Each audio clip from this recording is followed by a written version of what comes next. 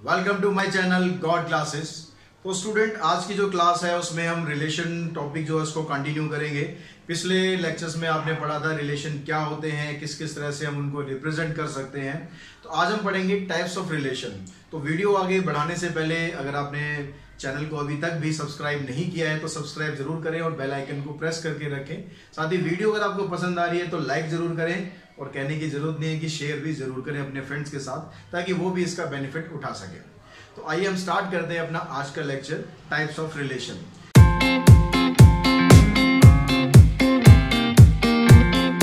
Actually जो type of relation है वो अप्लाइड मैथमेटिक्स का टॉपिक तो है ही, लेकिन साथ ही में ये क्लास 12th का भी टॉपिक है।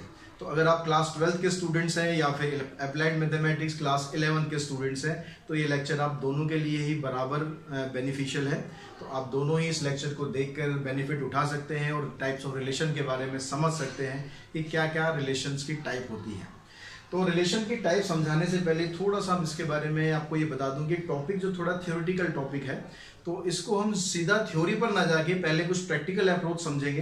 प्रैक्टिकल अप्रोच जब आप समझ लेंगे तो आप थ्योरी को समझने में ज़्यादा कंफर्टेबल महसूस करेंगे, क्योंकि डायरेक्ट अगर आपको थ्योरी समझाई गई तो शायद ऊपर से ना निकल जाए। इसलिए बेटर है कि हम पहले उसको बिल्कुल सिंपल तरीके से समझते हैं। एक आपके पास सेट है, यहाँ पर उसके एलिमेंट आगे 1 2 3। कार्टेशियन प्रोडक्ट आई थिंक आपको अब तक बनाना आ गया होगा, तो कार्टेशियन प्रोडक्ट हमने इसका निकाल लिया। ये आपके पास एलिमेंट्स आगे। अब क्योंकि जो रिलेशन होता है वो हमेशा कार्टेशियन प्रोडक्ट का सबसेट होता है, तो आपने यहाँ पर एक रिलेशन लिया, कोई भी रिलेशन हो सकता है जो कि कार्टेशियन प्रोडक्ट का सबसेट है। तो जब टाइप्स ऑफ रिलेशन की बात करते हैं, सबसे पहले जो बेसिक रिलेशंस है उसको बता दूं मैं आपको। सबसे पहले हम बात करते हैं एम्प्टी रिलेशन की।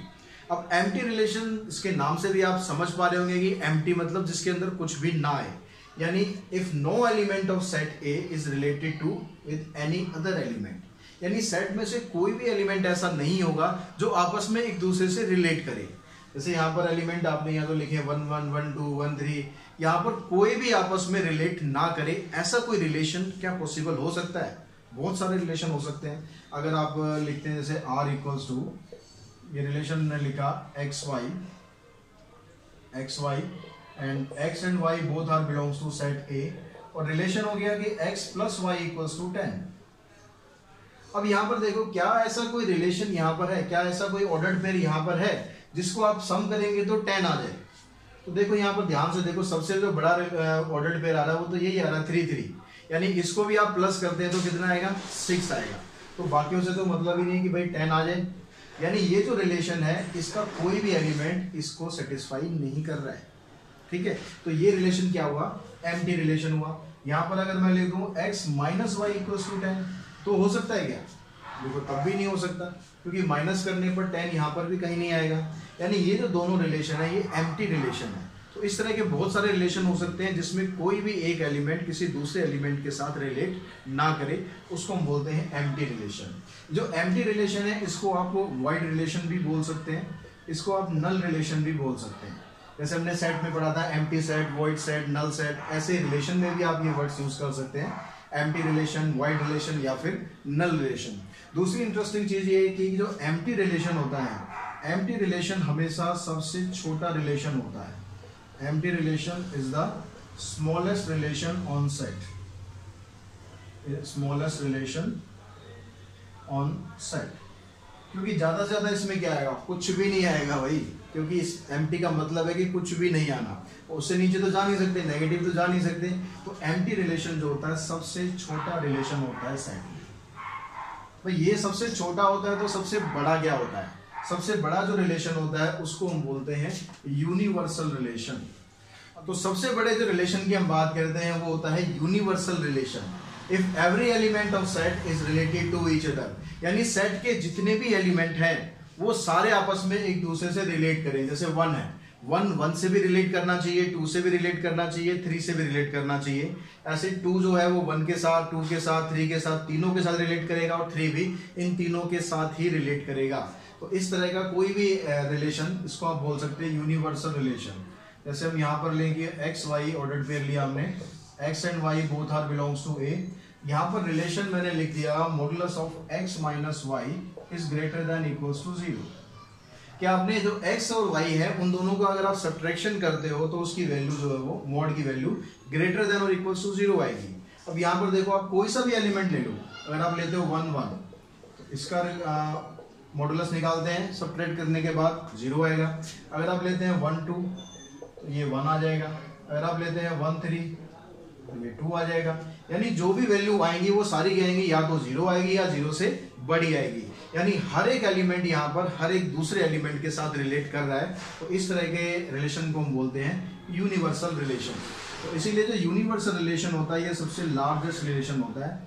Universal relation is the largest relation on sets. तो सबसे छोटा रिलेशन हमने पढ़ा, सबसे छोटा रिलेशन होता है एम्प्टी रिलेशन, और सबसे बड़ा जो रिलेशन होता है वो होता है यूनिवर्सल रिलेशन। अब इनके अलावा और रिलेशन कौन कौन से होते हैं, इसके अलावा हम पढ़ते हैं आइडेंटिटी रिलेशन के बारे में।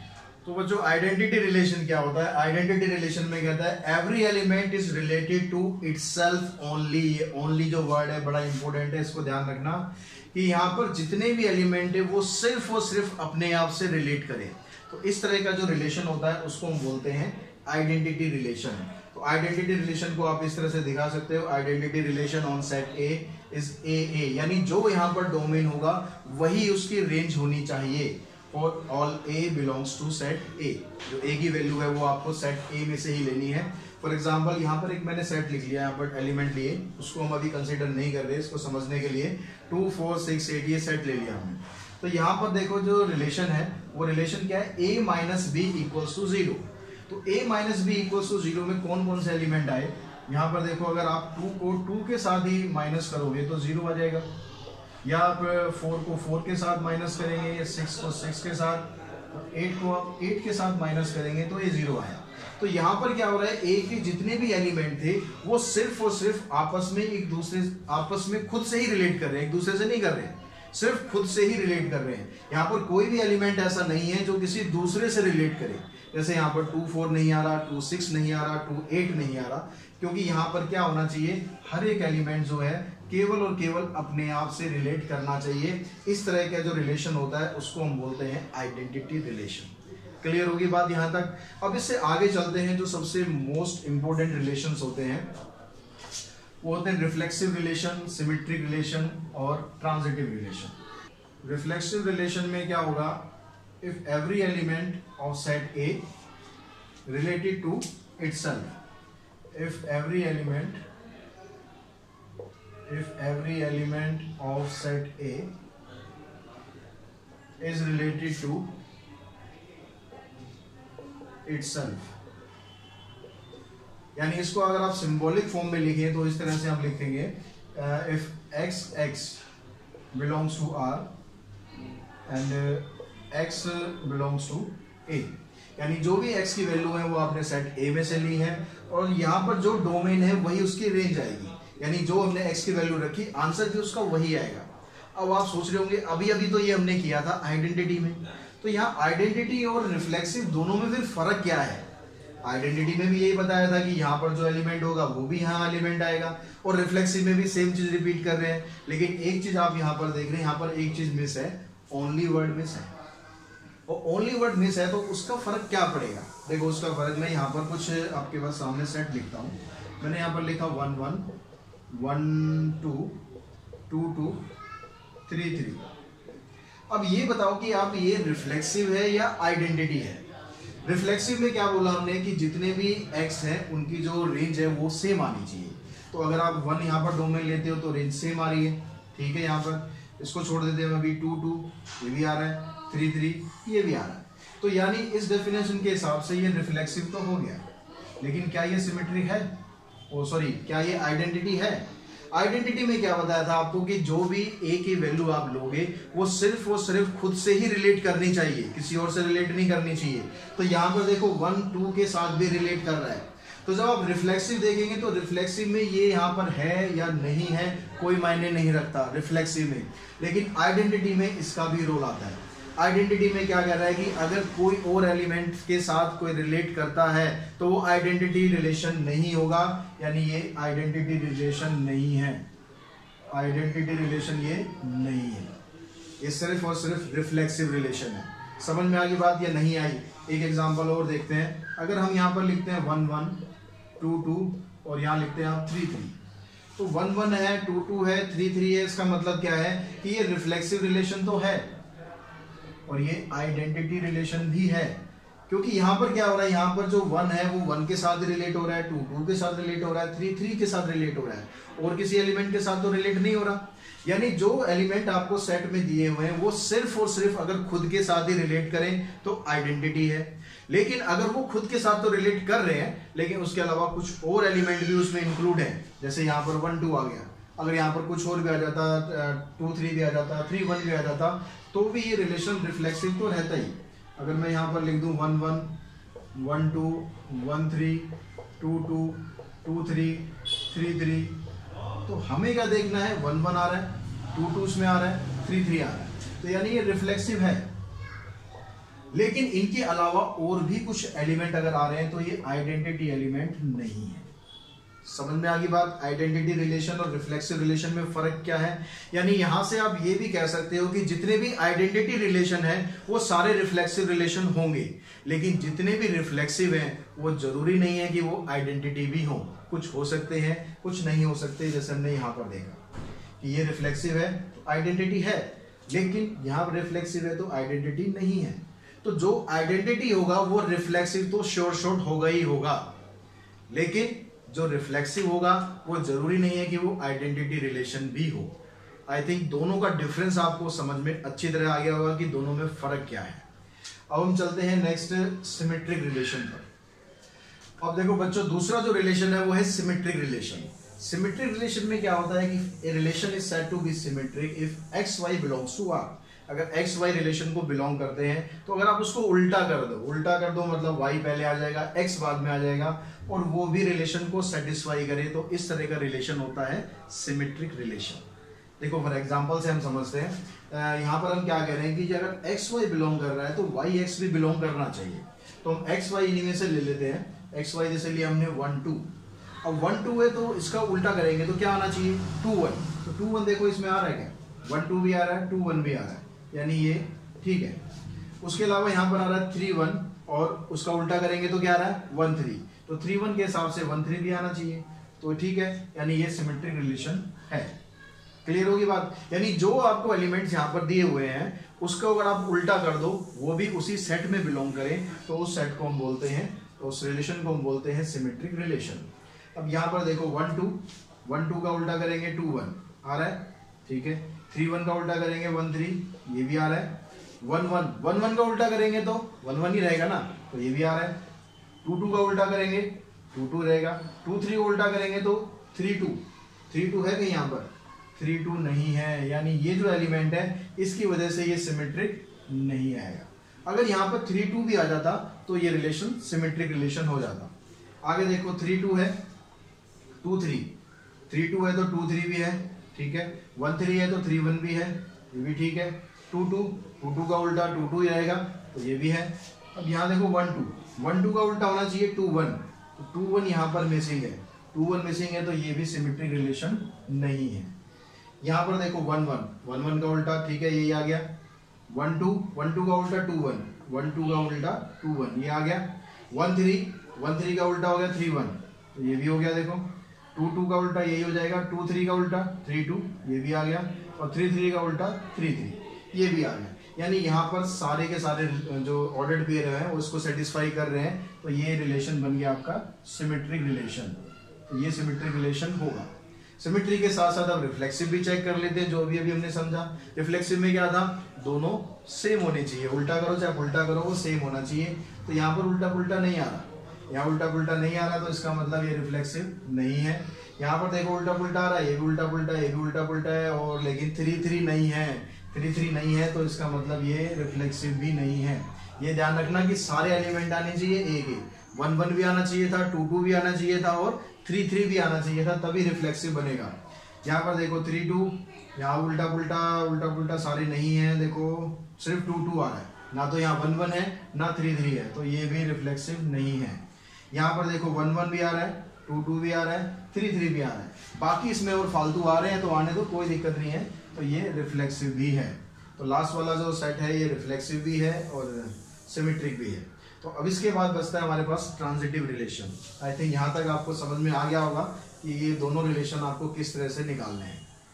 जो नेक्स्ट रिलेशन है हमारा, नेक्स्ट रिलेशन है ट्रांजिटिव रिलेशन। ट्रांजिटिव रिलेशन में क्या है, relation is said to be transitive if X Y belongs to R, Y Z belongs to R, then X Z also belongs to R. यहाँ पर क्या कह रहा है, आप इसको बड़े ध्यान से समझो। X Y belongs to R, relation को ये बिलोंग करता है। यहाँ पर वाई जेड यानी ये वाला जो एलिमेंट है और ये एलिमेंट, ये दोनों सेम होने चाहिए, तभी आप उसकी ट्रांजिटिविटी फाइंड कर सकते हैं।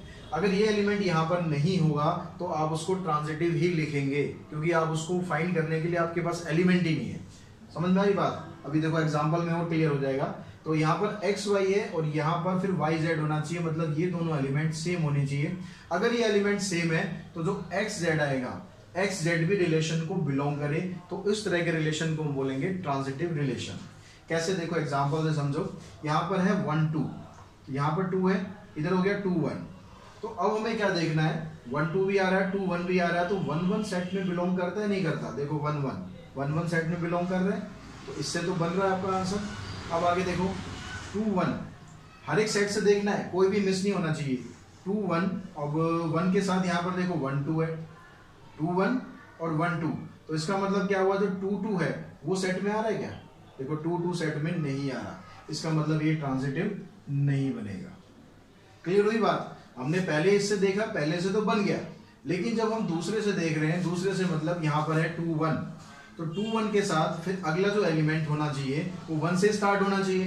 तो 1 से ये भी स्टार्ट हो रहा है, 1 से ये भी स्टार्ट हो रहा है, 1 से ये भी स्टार्ट हो रहा है, एक एक करके सबको चेक करना है, ये ध्यान रखना, सबको चेक करना है। अगर एक भी एलिमेंट मिस हो जाए दैट मींस वो ट्रांजिटिव नहीं है। तो अगर मैं देखो इसको 2 1 के साथ अगर मैं इसको लूं 2 1 और 1 3, तो 2 3 भी बिलोंग करना चाहिए था, 2 3 भी इसके अंदर नहीं है, यानी ये ट्रांजिटिव नहीं बन रहा। तो कोई भी एक एलिमेंट अगर ऐसा आ जाए जो एग्जिस्ट ना करे तो इसका मतलब वो ट्रांजिटिव नहीं होगा। बाकी आपको चेक करने की जरूरत नहीं है, नहीं कि हर एक को चेक करना ही करना है। अगर कहीं से भी ऐसा लग रहा है कि नहीं बनेगा तो उसको आप वहीं पर छोड़ देंगे। तो ट्रांजिटिव तो ये नहीं हुआ। अगला देखो, अगले में क्या, यहाँ पर 1 2 फिर 2 1, तो अब क्या होना चाहिए था 1 1 1 1 है आपके पास, 1 1 है, तो यहाँ पर ये ठीक बन रहा है। अब आगे देखो 2 1, फिर यहाँ पर ये स्टार्ट हो रहा है 1 से, यानी 1 2, तो 2 1 भी एग्जिस्ट कर रहा है, 1 2 भी एग्जिस्ट कर रहा है, तो इसका मतलब 2 2 भी एग्जिस्ट करना चाहिए, 2 2 एग्जिस्ट कर रहा है, चलो ये भी ठीक बन गया। और देखो यहाँ पर 2 1 और यहाँ पर है 1 3, तो 2 1 के साथ 1 3 भी हो सकता है, तो 2 3 भी एग्जिस्ट करना चाहिए। 2 3 आ रहा नहीं आ रहा? नहीं आ रहा, तो 2 3 नहीं आ रहा, तो इसका मतलब ये भी ट्रांजिटिव नहीं है। अगला देखते हैं 3 2 और 2 3, तो इसका मतलब 3 3 आना चाहिए, तो 3 3 नहीं है, पहला वाला ही नहीं आया, पहला वाला ही नहीं आया, तो ये भी ट्रांजिटिव नहीं है। यहाँ पर देखो 1 1 और यहाँ पर है 1 2, तो 1 1 है, 1 2 है, यानी 1 2 भी बिलोंग करना चाहिए, तो 1 2 तो ये है ही, तो यानी इससे तो बन रहा है। आगे देखो 1 2 और फिर 1 2 2 1, तो 1 2 और 2 1 लेंगे तो फिर ये 1 1 आ जाएगा, 1 1 यहाँ पर सेट में आ रहा है। अब यहाँ देखो 1 3 के साथ 1 3 और देखो 3 1, 1 3 के साथ 3 1 और 1 1 भी आ रहा है, तो 1 1 आ रहा है सेट के अंदर पहले से ही। तो ऐसे ही आप बारी बारी से सारे चेक करते जाएंगे। अगर कहीं से भी कोई भी एलिमेंट मिस हो गया, अगर मान लो मैं यहाँ से लेता हूँ 3 2 और 2 3, तो 3 2 2 3, तो 3 3 आना चाहिए, 3 3 आ रहा है, देखो 3 3 आ रहा है। तो ये वाला जो सेट हमने लिखा हुआ है, इसके अंदर जितने भी रिलेशन आ रहे हैं वो सारे क्या होंगे, ट्रांजिटिव रिलेशन को सेटिस्फाई कर रहे हैं। यहाँ पर सारे एलिमेंट आ रहे हैं, तो ये ट्रांजिटिव रिलेशन होगा। तो ऐसे ही आपको हर एक एलिमेंट को चेक करना है, कोई भी एलिमेंट मिस नहीं होना चाहिए, ध्यान रखना। X Y Z belongs to A, यानी सबको चेक करना है जितने भी सेट ए में से आपने एलिमेंट लिए हैं। क्लियर होगी बात? अब यहाँ पर देखो 1 3 2 3, 1 3 के साथ यहाँ पर कोई 3 से स्टार्ट ही नहीं हो रहा है, ऐसा कोई एलिमेंट ही नहीं है, यहाँ पर कोई ऑर्डर्ड पेयर ही नहीं है जो 3 से स्टार्ट हो रहा है। यानी ट्रांजिटिविटी चेक करने के लिए जो हमें एक्स वाई तो दिया हुआ है लेकिन वाई जेड दिया ही नहीं हुआ। अब वाई जेड नहीं दिया हुआ तो उसको आप ट्रांजिटिव ही लिखेंगे, उसको ये नहीं लिखेंगे कि ट्रांजिटिव नहीं है, क्योंकि उसको ट्रांजिटिव हमें तब दिखाना है कि जब ये प्रॉपर्टी होल्ड ना करे कहीं पर, कि एक्स वाई तो आ रहा है उसके अंदर, वाई जेड भी आ रहा है लेकिन एक्स जेड नहीं आ रहा, तो वो ट्रांजिटिव नहीं होगा। लेकिन अगर एक्स वाई आपको दिया हुआ है और वाई जेड दिया ही नहीं हुआ, तो वाई जेड नहीं दिया हुआ तो उसको आप ट्रांजिटिव ही लिखेंगे। तो ये वाला केस हमारा ट्रांजिटिव का केस हो गया। साथ साथ आप सिमेट्री और रिफ्लेक्सिव भी देख लेते हैं। सिमेट्रिक में क्या करना है, एक जैसे 1 2 है तो 2 1 आ रहा है, और 3 1 है 1 3 भी आ रहा है, 1 1 है तो 1 1 का उल्टा 1 1 ही रहेगा, 3 3 का उल्टा 3 3 रहेगा, तो यानी ये सिमेट्रिक तो है। रिफ्लेक्सिव के लिए देखेंगे यहाँ पर 1 1 आ रहा है, 2 2 नहीं है, 2 2 नहीं है तो ये रिफ्लेक्सिव नहीं है। ठीक है, यहाँ पर देखो 1 2 है, 2 1 है, 3 1 है, 1 3 भी है, 1 1 का उल्टा ये रहेगा, 2 2 का उल्टा ये रहेगा, 3 3 का उल्टा ये रहेगा, यानी ये सिमेट्रिक है। और सिमेट्री के साथ साथ ये रिफ्लेक्सिव भी है, क्योंकि 1 1 भी आ रहा है, 2 2 भी आ रहा है और 3 3 भी आ रहा है, तो ये रिफ्लेक्सिव भी बन गया। यहाँ देखो यहाँ पर 3 2 है, 2 3 है, और 1 3 है, इसको उल्टा करेंगे 3 1 ये भी है, 2 2 का उल्टा 2 2 रहेगा, 1 2 का उल्टा 2 1, 2 1 है कहीं यहाँ पर, 2 1 नहीं है, तो सिमेट्रिक ये नहीं है। रिफ्लेक्सिव के लिए देखेंगे, रिफ्लेक्सिव में 1 1 यहाँ पर है ही नहीं, एक भी एलिमेंट ना आए तो सीधा नहीं है जी। ठीक है, तो यहाँ पर देखो, यहाँ पर ये रिलेशन तो ये रिफ्लेक्सिव भी है, सिमेट्रिक भी है, ट्रांजिटिव भी है, पहले हमने किया था, ये तीनों ही एग्जिस्ट करता है।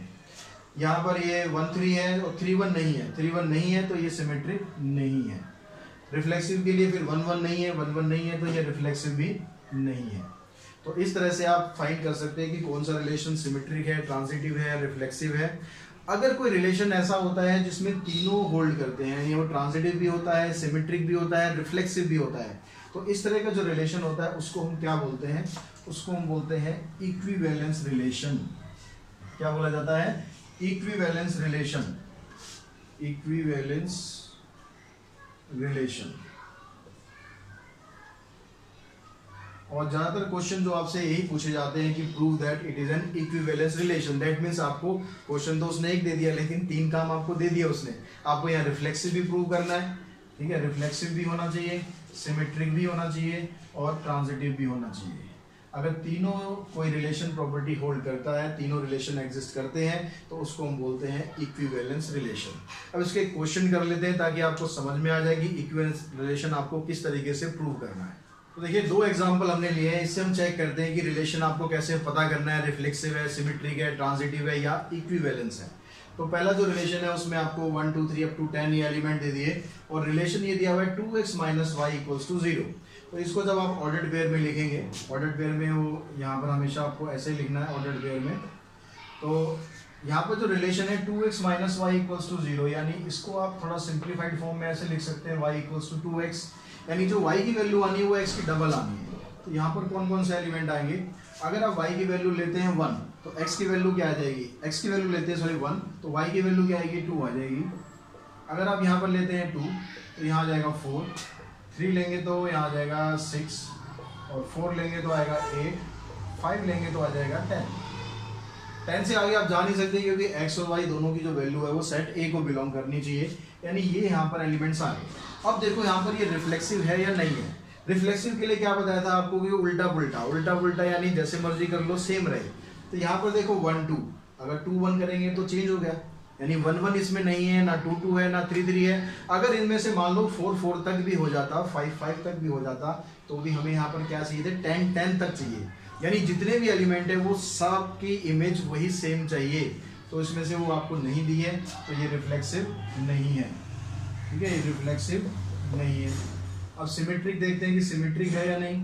सिमेट्रिक में क्या है, 1 2 है तो 2 1 है रहा है, 2 1 इसमें नहीं आ रहा, तो 2 1 नहीं आ रहा तो ये सिमेट्रिक भी नहीं है। ट्रांजिटिव देखते हैं, ट्रांजिटिव के लिए क्या करना है, अगर 1 2 है और यहाँ 2 4 है, ये एलिमेंट दोनों सेम हो गए, तो 1 4 आ रहा है नहीं आ रहा, देखो 1 4 भी इसमें नहीं आ रहा, यानी ये ट्रांजिटिव भी नहीं है। तो ये तीनों में से कोई भी रिलेशन नहीं है। तो देखिए नेक्स्ट में क्या है, नेक्स्ट में कहता है let T be the set of all triangle and relation is T1 T2, T1 is similar to T2, यानी जो T1 ट्राइंगल है वो T2 के सिमिलर है। अब सिमिलर अगर आपको पता है, आई थिंक पता ही होगा, तो सिमिलर में कहता है अगर T1 T2 के सिमिलर है तो T2 T1 के भी सिमिलर होगा, और T1 खुद का भी तो सिमिलर ही होगा, या T2 करेंगे तो वो खुद का भी सिमिलर होगा। यानी यहाँ पर जो T1 T1 है, T1 और T1 ये दोनों रिलेशन को एग्जिस्ट करेंगे। क्यों करेंगे, क्योंकि T1 जो होता है वो खुद का तो सिमिलर रहेगा ही, समझ में आ रही बात? जो T1 है वो खुद का तो सिमिलर रहेगा, अगर आप T2 भी लेते हैं तो वो भी खुद का सिमिलर रहेगा, यानी जो T1 है वो रिलेशन को एग्जिस्ट करता है, यानी यहाँ पर ये रिफ्लेक्सिव होगा। अगर आप सिमेट्रिक देखें, सिमेट्रिक में क्या होता है, ये सिमेट्रिक में कह रहा है कि फिर T1 T2 अगर एग्जिस्ट करता है रिलेशन में, यहां से आपके पास क्या बन रहा है कि T1 T2 के सिमिलर है। अगर आप इसको ऐसे उल्टा करके लिख दो कि T2 T1 के सिमिलर है तो भी रिजल्ट तो वही रहना है, कोई फर्क नहीं पड़ेगा, यानी जो T2 T1 है ये भी रिलेशन को एग्जिस्ट कर रहा है।